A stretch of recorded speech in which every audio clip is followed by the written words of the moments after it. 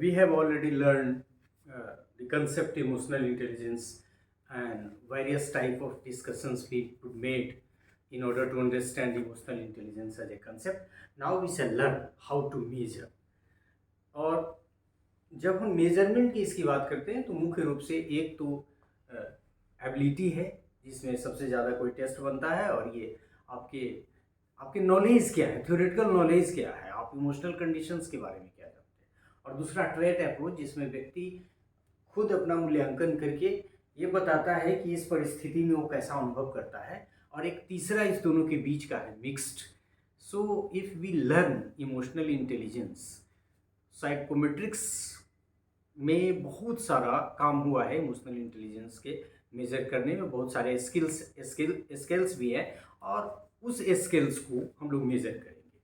तो ये जो फोकस है इमोशनल इंटेलिजेंस के मेजरमेंट का, उसका जो सेंट्रल कंसेप्ट है वो ability, trait and mixed type of approach पे है, जिसको हम लोग समझने का प्रयास करेंगे। और उस क्रम में मेज़र करने के बहुत सारे तरीके की, उसमें कौन कौन से कंसेप्ट होगा, कैसे चूज करेंगे कि डिफरेंट एस्पेक्ट्स है, और कुछ स्पेसिफिक स्किल्स की हम लोग चर्चा करेंगे। उसमें दो हम मंगल और ब्रूटा के स्किल की भी चर्चा करेंगे, और उसके अलावा एबिलिटी को मेज़र करना है तो कौन स्केल सुटेबल है, क्योंकि इंडिविजुअल स्केल के पूरी बात को देना हमारा लेक्चर का स्कोप नहीं है, जिसमें किसी एक स्केल की चर्चा करें कि ये है, इसका रिलायबिलिटी ये है, वैलिडिटी है। लेकिन हम यहाँ ये सजेस्ट जरूर करेंगे कि जो एबिलिटी इमोशनल इंटेलिजेंस मेजर करना है तो उसके लिए कौन से स्केल है, और फिर ट्रेड के लिए कौन और मिक्स्ड के लिए कौन, और दो इंडियन कंडीशन में जो बने हैं उसमें से भी एक एबिलिटी के लिए और एक ट्रेड के लिए। So measuring emotional intelligence is a very important concept, because when you are going to take this topic to measure emotional intelligence, you have to learn how to measure emotional intelligence and how emotional intelligence can be measured. So as you know, firstly we shall outline the lecture. So let us outline the lecture. So how to measure emotional intelligence as a concept we shall be learning.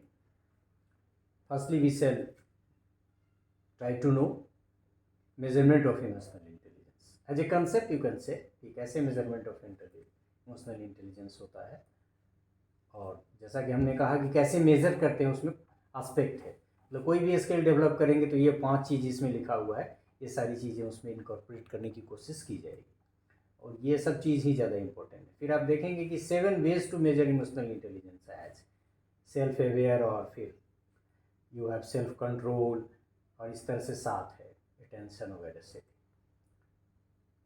Then approaches of emotional intelligence, जिसमें हमने आपको बताया था, देख भी रहे होंगे आप, मुख्य रूप से 2 ही अप्रोच है, ट्रेट और मिक्स्ड, जिसका ज़्यादा इस्तेमाल होता है। और एबिलिटी का मतलब ये है कि कोई, जैसा कि आप इंटेलिजेंस का क्वेश्चन बनता है वैसा ही इमोशनल इंटेलिजेंस का क्वेश्चन होगा, इमोशन से रिलेटेड क्वेश्चन होगा, तो वो माना जाएगा कि वो आपका एबिलिटी है। सो approaches, ability trait, और फिर देखिए कि मिक्स्ड मॉडल,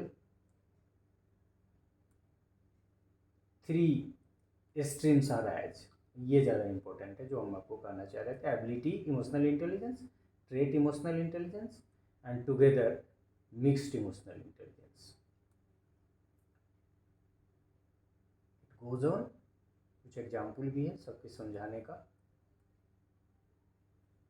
और कौन का किसका कितना इस्तेमाल है, क्या है, इस सब पर काफ़ी चर्चा है। फिर यहाँ आप देखेंगे क्या क्या चीज़ इसमें इंक्लूड होता है, परसीविंग इमोशंस, रेगुलेटिंग, अपना में, दूसरे में, और फिर स्ट्रेटजी। फिर स्केल ऑफ इमोशनल मेजरमेंट पे हम लोग थोड़ी सी बात करेंगे, और उसमें देख रहे होंगे आप कि मेयर और सैलरी क्रुशो इमोशनल इंटेलिजेंस टेस्ट 2000 का, और फिर उसमें 2 पार्ट है, ए बी इसलिए लिखा हुआ।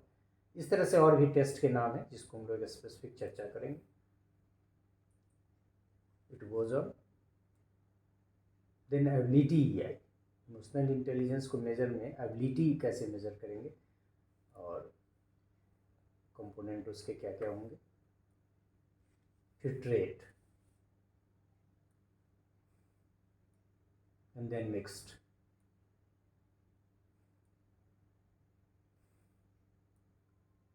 और ये तीनों के, मिक्स्ड के, ट्रेट के और एबिलिटी के जो मेजरमेंट के तरीके हैं, ये एडवांटेज और डिसएडवांटेज कंपैरिजन के साथ एक साथ ही इसको इनकॉर्पोरेट करके डाला गया है।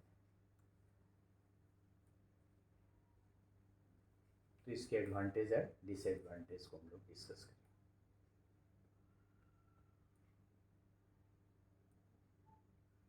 तो इसमें कई स्केल भी हैं, और जैसा कि हमने कहा था कि एक स्केल है मंगल एंड मेंगल का, इसकी हमने ब्रीफ में चर्चा की है, क्योंकि किसी स्केल के बारे में बहुत डिस्क्रिप्शन हमने नहीं दिया है। और अंत में ये ब्रूटा साइकोलॉजी के ही प्रोफेसर हैं, इनका भी एक स्केल है, एनसीईआरटी की किताब से हमने लिया है, तो इस स्केल की चर्चा करते हैं। So this is all about this measuring emotional intelligence part is concerned. So this is all about this outlining part. So during outlining the lecture, we came to know that what is the outline of the lecture.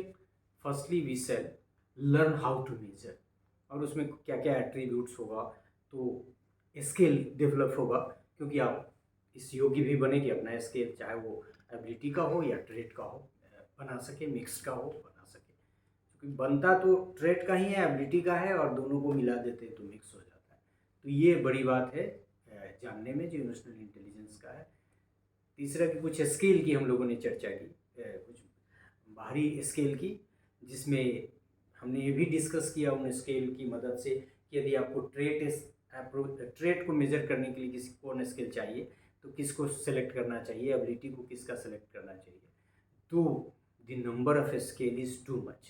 These are famous scales, renowned standardised emotional intelligence skills, और उसमें से कुछ को हम लोगों ने छांट के लिया है, और इंडियन कंडीशन में भी 2 को लिया। So we have learn what is the measuring aspect of emotional intelligence. If we prepare a scale of emotional intelligence, what aspects have to be taken care of, how trait is different from ability, and then in between the mixed approach, and emotion as a concept and its measurement related बहुत सारी बातें हमने की।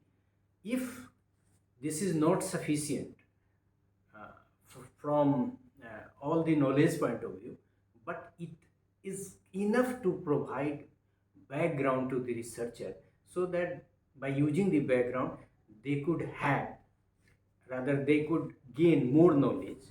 So this is a lecture that will make you, rather that will provide you a background with the help of which you will be able to develop, if you wish, an emotional intelligence scale. And no doubt it has, after the lecture it will be very easy for you to undertake a study in which you have to measure emotional intelligence as a concept. So this is all about this measuring emotional intelligence introductory part, and it is over. Thank you.